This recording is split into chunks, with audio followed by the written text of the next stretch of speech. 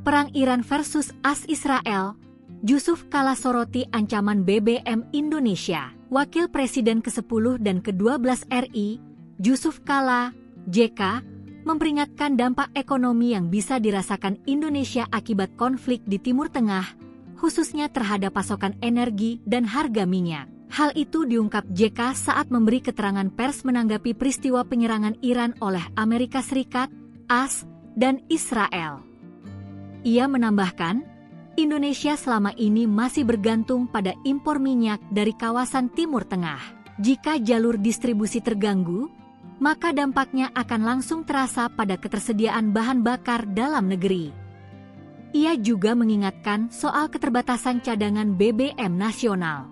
Ia menjelaskan, pasokan dari negara-negara seperti Arab Saudi, Iran, dan Kuwait berpotensi terputus akibat konflik yang meluas.